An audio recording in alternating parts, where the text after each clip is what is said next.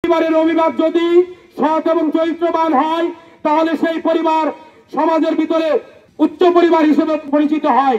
ঠিক তেমনি ভাবেই সেই সমাজের কোন গোষ্ঠীর কোন এলাকার অভিভাবক যদি সৎ এবং চরিত্র এবং ভালো মানুষ হয় তাহলে সেই সমাজ দেশের মানুষের কাছে সুসমাজ হিসেবে পরিচিত হয়।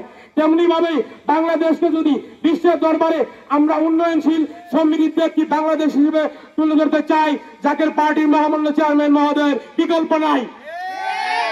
বাংলাদেশকে অর্থনৈতিকভাবে দারিদ্র্যমুক্ত বাংলাদেশ হিসেবে গড়ে তোলার জন্য আগামী দিনে জাকের পার্টির মহামান্য চেয়ারম্যান মহোদয় এই শেরপুর সদর এক আসনে যাকে নমিনেশন দিয়ে পাঠাবেন, আমরা তাকে নিয়ে আসবো।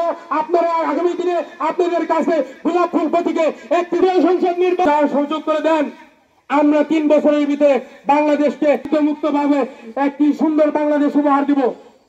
যদি আমরা তা না পারি আমরা স্বেচ্ছায় পদত্যাগ করে যাব, আর কোনোদিন আপনাদের সামনে আসবো না।